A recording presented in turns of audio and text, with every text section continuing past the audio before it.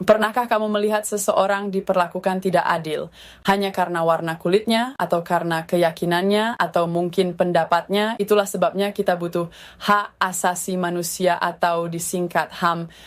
Hak untuk mendapat pendidikan, hak untuk berpendapat, hak untuk tidak disiksa. HAM itu punya 3 ciri utama, universal, berlaku untuk semua orang tanpa kecuali, tidak dapat dicabut, tidak bisa dicabut.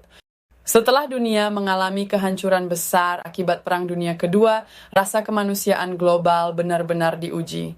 Bayangkan, ada genosida terhadap jutaan orang Yahudi di Eropa, ada perang dan kekerasan di hampir seluruh penjuru dunia, dan ada penindasan sistematis terhadap mereka yang dianggap berbeda. Dunia akhirnya sadar, kita butuh aturan yang melindungi setiap manusia apapun latar belakangnya.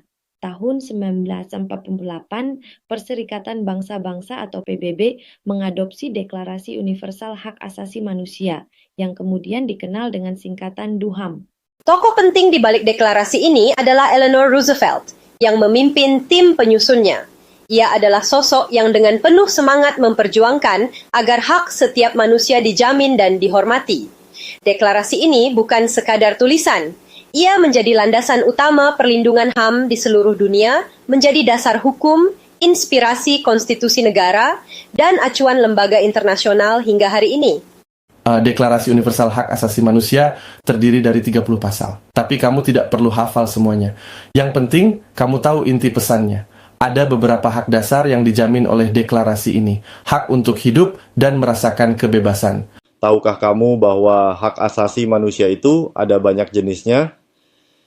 Secara umum, HAM dibagi menjadi 3 kelompok besar yang semuanya saling terhubung. Pertama, ada hak sipil dan politik. Ini adalah hak yang melindungi kita dari penindasan dan memastikan kita bebas menjalani hidup. Contohnya, hak untuk hidup, untuk berbicara bebas, untuk memilih dan dipilih dalam pemilu, untuk berkumpul dan membuat komunitas, menjalankan agama sesuai keyakinan. Kedua, ada hak ekonomi, sosial, dan budaya atau sering disebut hak hidup layak.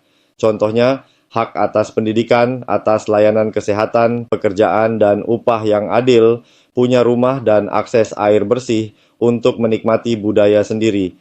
Mereka yang sering menjadi korban adalah perempuan, anak-anak, orang disabilitas, lansia, dan juga pekerja migran. Mereka perlu perlindungan ekstra karena sering terpinggirkan. Meskipun hak asasi manusia sudah diakui secara global, sayangnya pelanggaran HAM masih sering terjadi di mana-mana. Kita masih melihat diskriminasi ras dan gender perempuan yang diperlakukan tidak adil, kelompok etnis yang disudutkan atau dijadikan kambing hitam. Masih ada juga kasus penyiksaan oleh aparat, orang ditangkap, disiksa, bahkan hilang hanya karena berbeda pendapat.